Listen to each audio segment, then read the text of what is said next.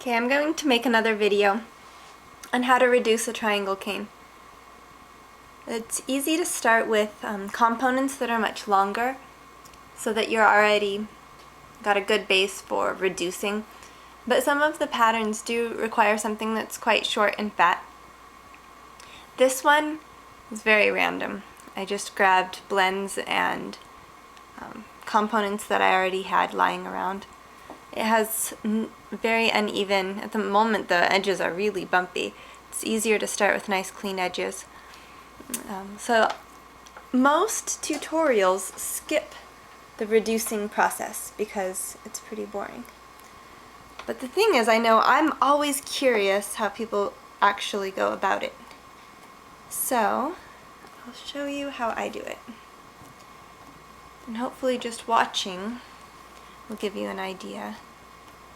So first, I want to make, the most important thing is crisp corners, very crisp corners, and flat sides. I'm not so much worried about the angle. This is supposed to be a right triangle. Many of my kaleidoscope tutorials rely on right triangle canes. But it doesn't matter. The angles could be switched very easily. Right now, the important thing is flat sides and sharp corners.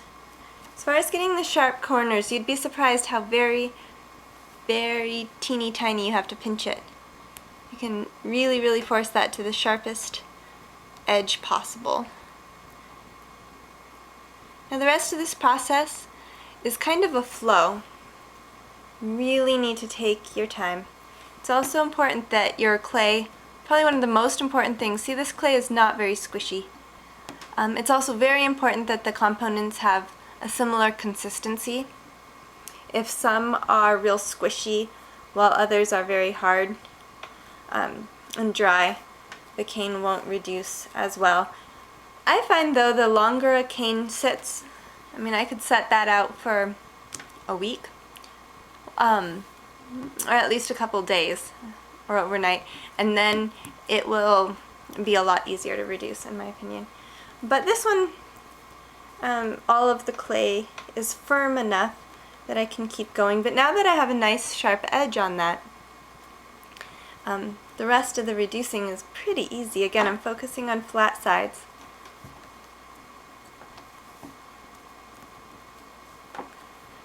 Now the nice thing is I have lines here. As long as I keep these lines parallel, then I know that everything's going to be alright. If you want to, before it gets too long, a great way to really make sure that you've got nice sides is to slice off a tiny bit.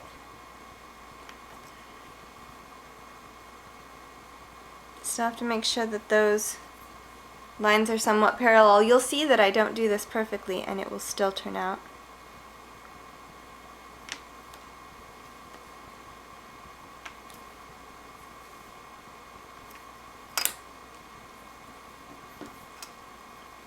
I'm cutting off more than I had meant to, but I think we'll still get it to work.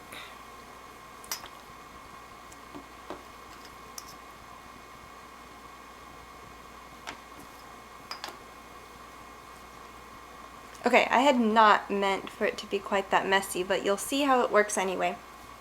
That was an unnecessary step, but I like to do that because it will make, like I said, the most important component, which is sharp, sharp corners and flat sides. This is the part that just takes time.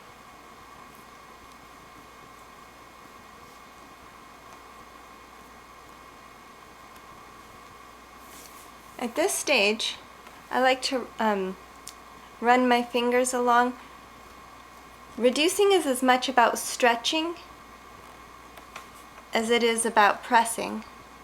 So I pull it apart, twist it, bend it, then of course I have to shape it again. Again, always focusing. And I can just do that slowly. I can focus on the parallels here.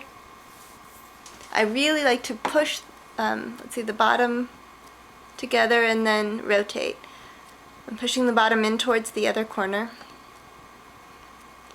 and rotate.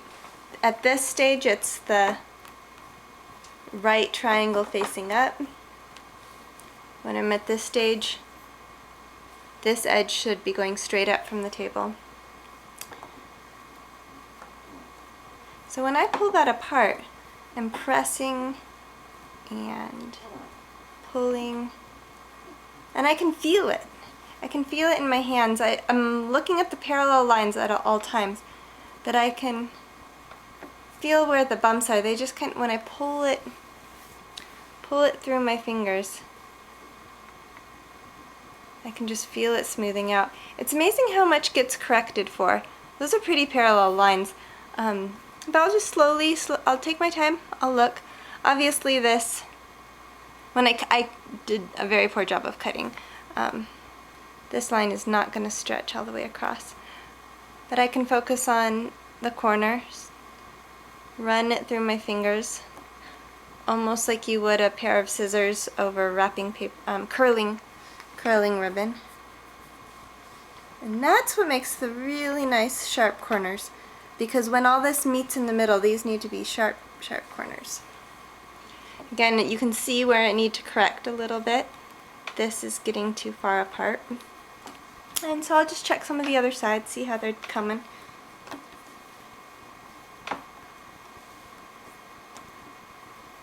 And this is where, run my fingers along each corner.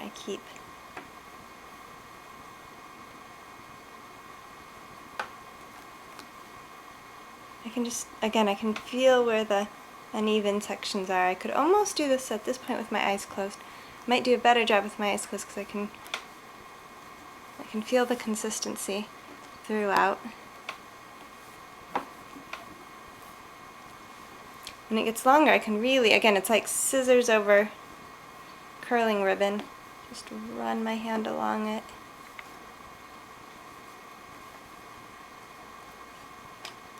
At this stage, I like to cut to see what kind of kaleidoscoped pattern I'm coming up with. I always use my little mirror. Where's my mirror? To see what the kaleidoscope would make. And the reason I'm showing you this without making the kaleidoscope is I want to show you now how easy it is to change the angles on this. So I want to make sure that this is the middle. I like this pink in the middle. So I'm going to, so this is the end. Since the pink is in the middle, it's going to stretch up. And just by pinching it, I've totally changed the angle. See how hard I'm pinching that? And now it's very tall. And I can pinch this, I could make a hexagon, an octagon. Let's see how this one works. I'm going to chop it in half, fold it in half. I think this will make a hexagon. There you go, isn't that pretty?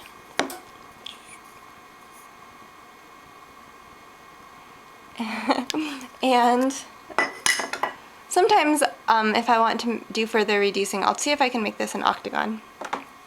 Squish it some more.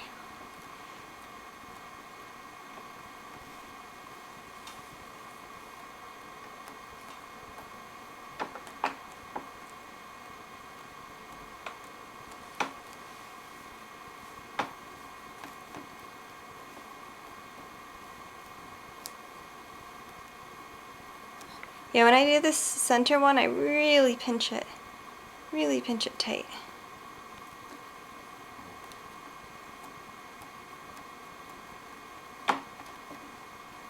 I really love this process of pulling because it really it smooths it out so nicely. And if I kind of force this, you know, there's it's kind of a wave pattern. See, I force it, whoop, and that really makes that a nice sharp line. Now the pattern wasn't designed for an octagon, so it might be a little stretched out, but you can see how I do this. I always mess up the ends always get rather messed up, but you can see how they match fairly nicely. So yes, I usually would get a ruler, and I would also use more clay.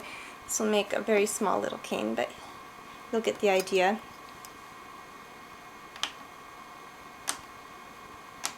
So it's 4, and now I have 8. And since the center was so sharp, I'm able to line those up. Wow, that would be even more. I could fit even more than 8. I could have put 10 in, but I like to do it half at a time. So there's the 1/2. Let's get these other guys going. Now it really helps at this stage to take your time to line these up.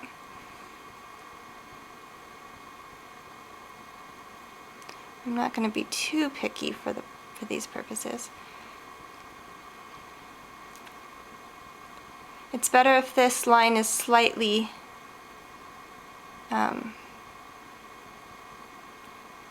let's see. See, there's the purple right there in the middle. Since those corners were so sharp. There you go. Again, I should have used more clay. Now I will reduce this octagon, and you'll be able to see that even though it's so shallow, I think we can still do something with it. Let's see.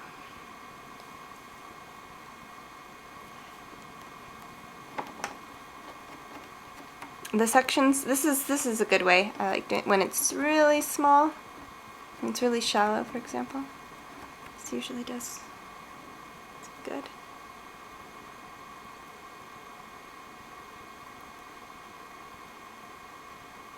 So now I'm just trying to get it to where it can squish as though it were a cane.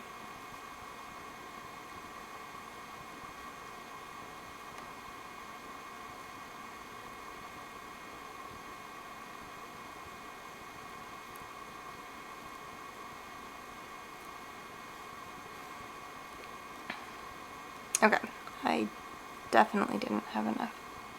Let's see what happens.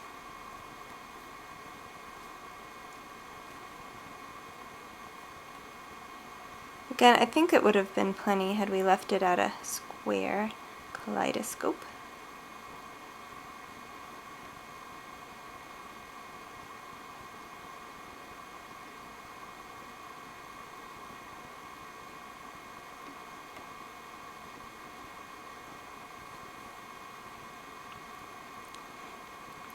And sometimes you can just roll these up, make it a circle.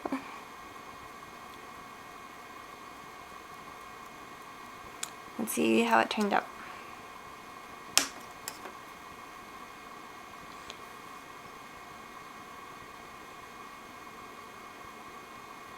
I hope that helps. Let me know if you have any questions.